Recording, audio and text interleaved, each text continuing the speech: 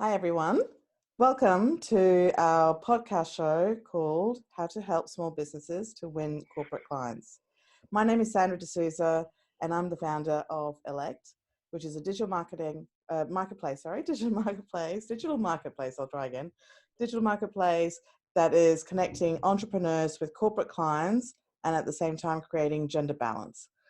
And how it does that is that it funds, part of the transactions fee funds the gender equality projects. So who we have here in our little studio, can I say the virtual studio? We have Mark Toohey from Aglive. Hi, Mark. Welcome to our show. Thanks for inviting me on here, Sandra. So, Mark, I know a lot about you, and you have a very impressive profile.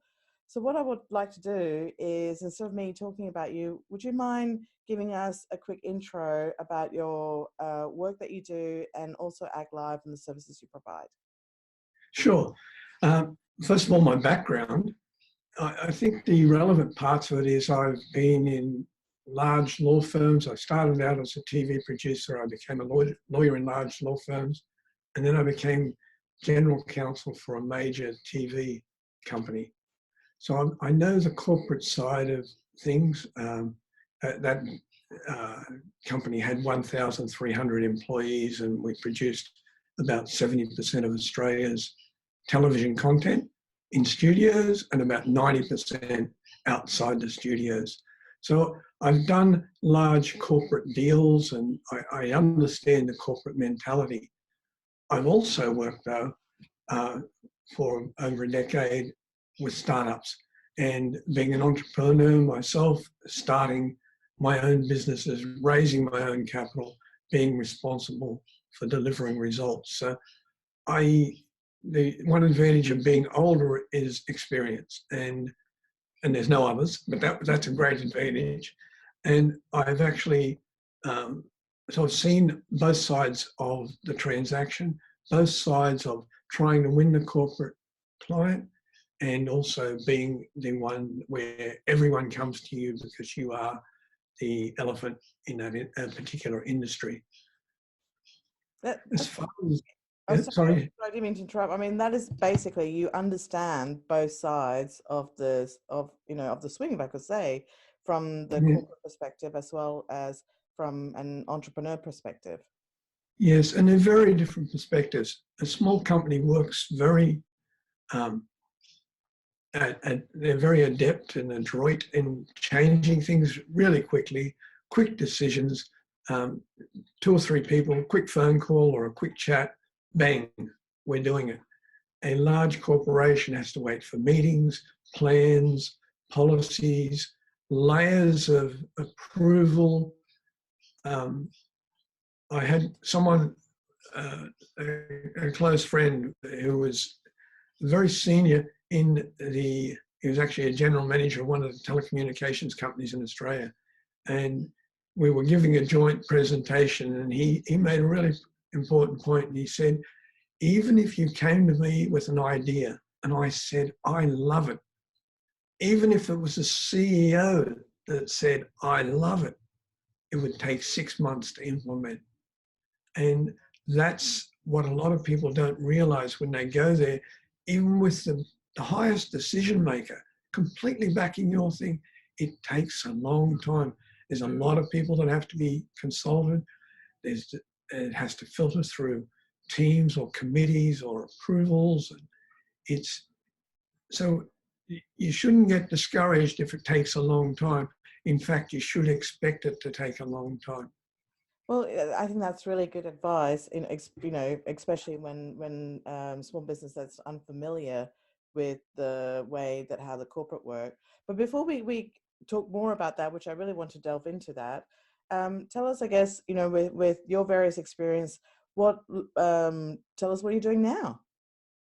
So I'm working with a startup. I started with a blockchain company, and our aim was to get rid of fake products out of the supply chain. Yeah. And just recently, we were acquired under a merger with a company that had a lot of experience in the agricultural sector, and particularly in the beef industry. And we've put the two together to create what we believe to be a world-leading paddock to plate platform. A lot of tech companies say they can do paddock to plate, but they don't know anything about the paddock. A lot of more traditional businesses say they can do blockchain, but they really don't get how hard the technology is. So we've put the two together, and we're delivering a solution that really does understand farmers' requirements and can help them earn premium prices for their product. So we want farmers to not only have to do less paperwork, because we're making everything digital, but we also want them to earn more money for the same amount of work. And that's important because farms, with climate change and also bushfires we've faced in Australia, there's a lot of pressure on farmers at the moment, and they really need to be able to earn good money in the good times to carry them through the inevitable harder periods. Yeah, well, I mean, what you're describing, and this sort of like leads to, which I forgot to mention at the start, is the title of the topic is how to earn premium prices with corporate clients using blockchain tracking software.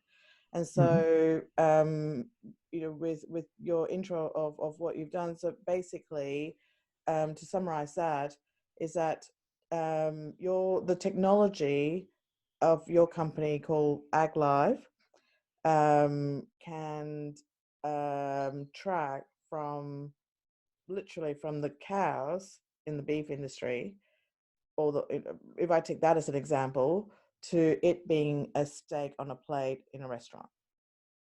That's right. Now, the big advantage in the Australian beef industry is every animal by law, every cow by law, must be given an ear tag that identifies it. So every single cow in Australia has a birth certificate.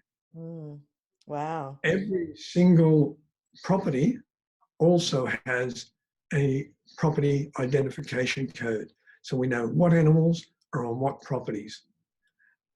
We also can add to that using blockchain technology. We can easily add to that what vaccinations did they receive, what other treatments they have, what other things, major events occurred in their life cycle that we can record that all the way through their life. Then when we get to packaged goods, meat's just one, any item, we can track it from production line through to store shelf. Yeah. And we do that using a process where we put an individual code on every single item. So every bottle, packet, or can gets its own identity. We then bundle them up, put them into a cardboard box. Every cardboard box gets its own identity. All the cardboard boxes are bundled up into a pallet. The pallet gets its own identity, and then the pallet gets put into a container, and the container's identified. Then when it gets overseas to the export market, it's opened up. 3 pallets go here, 2 pallets go there, and we can then track the pallets being opened, where the cartons go, right down to the individual item on the shelf. So then a consumer can scan that code and find out exactly, well, first of all, is it a product from a trusted brand? Did it really come from that brand's production line? And the other thing is, now that we're joining with the agricultural side of things, we can track it all the way back to, if it was a beef product, what's the parentage of that animal? Did it really come from that particular region? Was it given any chemicals that would make it less healthy to eat? What about the soil quality on the property? Was it truly grass-fed? All sorts of things a consumer wants to know. So Mark, I know, like I use beef as an example, and I think that whole supply chain, like you're talking about, that's a very difficult supply chain, and yet your company's technology can actually do all of that, which means that it's not just livestock; it can be any products from the source, whether it's plants, whether it's any type of raw materials or manufacturing companies. So with talking about small manufacturers, who have spent a lot of time to protect their brand and produce something of great quality, your technology can track all the way to the store, basically. That's right. That's right. Whatever the production line is, whether it's producing, we work with beverage companies, wine, medicinal cannabis, alternative medicines, whatever your particular product is, we are able to track that and then provide really valuable information to the consumer. Not just not just reading a barcode that tells them the ingredients, we can tell them about the identity of that exact item. Why that's important is we have so much counterfeit product in the world. A significant percentage of the world's honey is fake. The world's olive oil, again, same problems.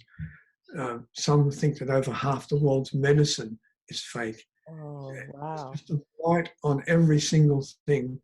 We can fix that because we're tracking every item from trusted source to the consumer themselves. And so this is also important for the supermarkets or large retail outlets, or any retail outlets to show that they are stocking genuine products, to justify the additional prices for the brand. Would that be Exactly? Yeah, many of us are quite willing to pay a premium for a type of product that is, whether it's organic or sustainably produced or whatever we think deserves more value or will pay a higher price for. Yeah. But I, like many others, stand there in the supermarket and look at two things, and one's substantially higher price, and I don't know whether I'm getting value for my money or I'm just being a sucker. And it's labeled falsely, and they're just earning extra money off me for no extra value. That should not be the way things are. We should be able to get what we pay for. If we want to pay a premium, we should get a premium product. I completely agree, and horrified to think that not only are there fake honey and olive oil. I love my olive oil, and I do pay the extra premium for it, thinking that it is a high quality olive oil. But medicines, like fake medicines, that could cause terrible health consequences for people who take them. Interpol, they estimate that over 1 million people a year die from fake medicine. 1 million people. So it's a very major problem. And we've seen it even with the coronavirus, the faulty equipment that's been sent around the world. There's been all sorts of news stories about unreliable supply chain. If anything we learn from this pandemic, let's hope that we learn the true value of quality supply chains and reliable supply chains. And that I think there's a new focus on, a stronger focus on health, and we're all starting to bake our own food. A lot of people are growing their own food. We're starting to think differently about food and health, and that's a very positive thing. Yeah. So I guess listening to the there's some amazing benefits, obviously, for the consumer level. From a small business perspective, if we want to, a small business don't have the resources to know what to do with blockchain or the supply chain, how does your technology, for example, instead of using beef, let's talk about a small manufacturer. Would that be a good example? Yes, so we work with a small manufacturer of beverages. Okay. So that's a perfect example. And they're wanting to prove to their customers they're in a crowded market, and they want to show that they have something special, and it's worth choosing. If you've got choices again on the shelf, this is the one you should go for. It's the location of its production, in this case in Australia, and they're making it for the Chinese market. It's quality Australian product. It's got safe ingredients, and it can be given to children or your loved ones safely. Wow. So you're also talking about that how this technology can help small businesses, a small manufacturer, to be able to export and have international corporate clients because they who do want to have genuine products and not fake products, and this technology proves that they're sourcing from the correct manufacturer, and that technology makes sure when it ends up into their warehouse that they've received the genuine products. Exactly. So there's many other businesses that, whether they're a particular wine growing region or cheese production region or whatever, there's a lot of value these days people are placing on location, and whether it's sentimental or a perception of quality or whatever the person values, they want to know that that's where it really does come from. And sometimes there's examples of very famous rice overseas from certain regions, very highly prized, yet there is 4 times more sold than is actually produced in that region. So this is the sort of problems that exist in the world. And I've even seen videos where they actually spray perfume on the rice to give it the odor of the genuine product. Gee. What's in that perfume?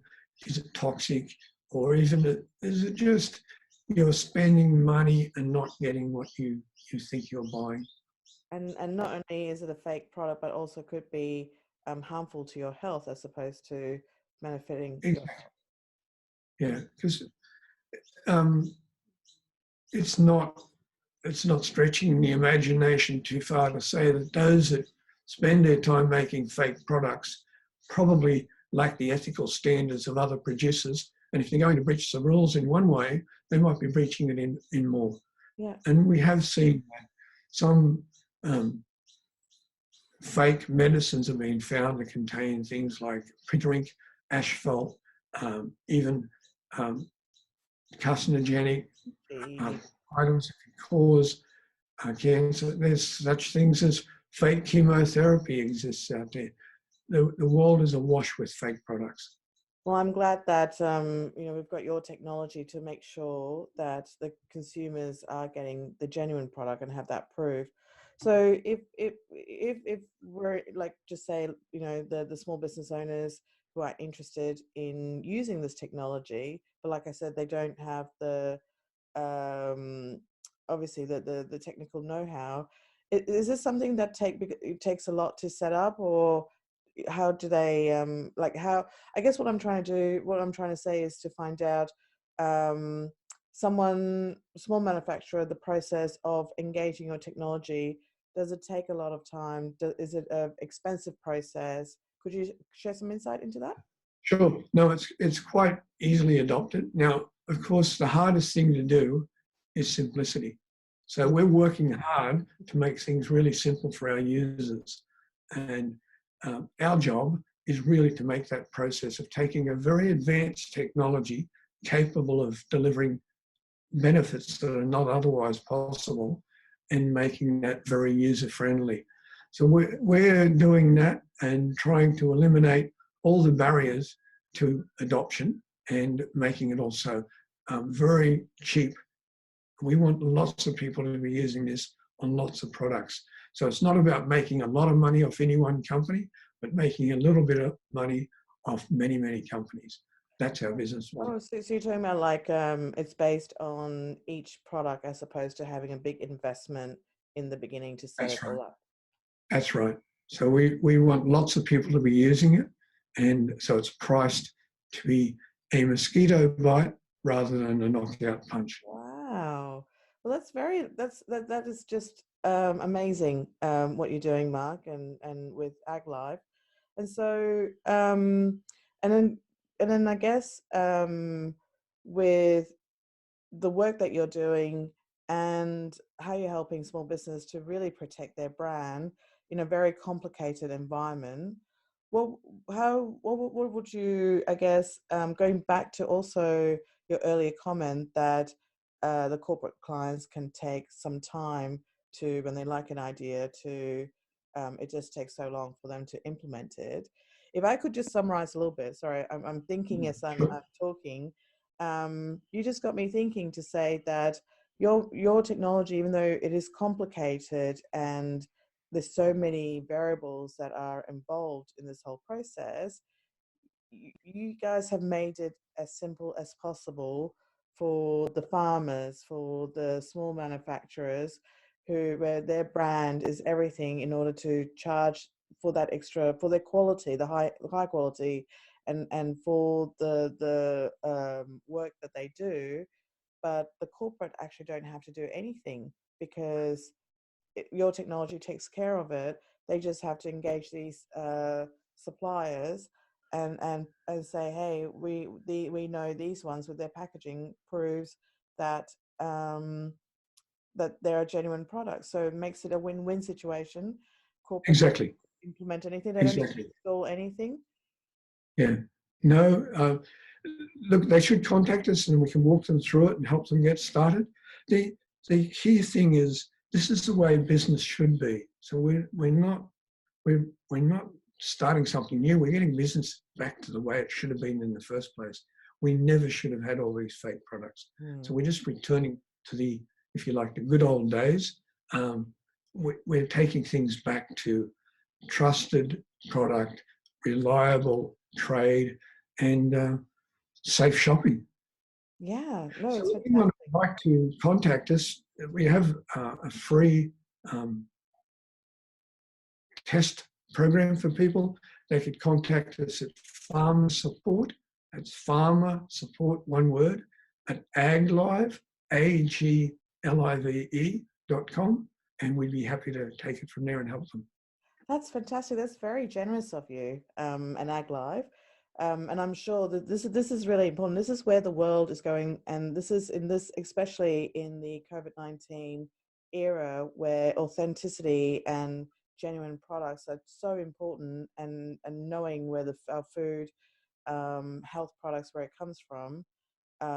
This is where the small businesses that produces items should really think about using at-live technology to ensure that their product are seen as genuine, and that to disprove actually the fake products, isn't it?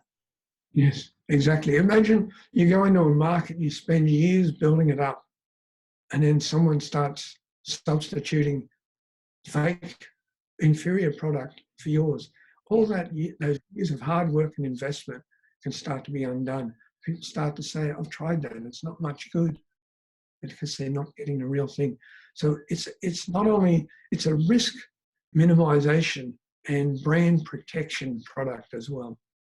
And I think that's fantastic. And I think, so what we've done, from Elect's perspective, Elect has partnered with Aglive. So for the digital marketplace, and like you said, for a little extra, per product, you'll be able, for anybody who purchases, any corporate clients who want to purchase directly, also on Elect, from the small manufacturers, or any businesses, livestock plants, like I said, that want to ensure that by the time to prove their authenticity, they can also do it by Elect as well.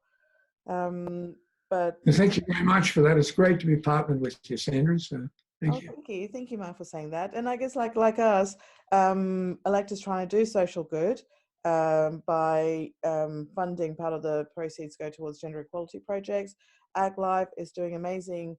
I also believe is social good is to help the farmers, is to help the manufacturers, and any other products, to really to be proven that they are genuine products in a very crowded and like you said, susceptible to fake product environment. And you have a special offer. So I'll just repeat that. It's a farmer support at aglive.com. Yes. The free test program. And there's no risk, just to at least contact you and try to see how this can work for their business. Yes, that's right. Thank you. Great. Well, I guess that's it. You know, that could keep going and keep asking a whole bunch of questions, but you have really given us a great insight of the technology and the supply chain.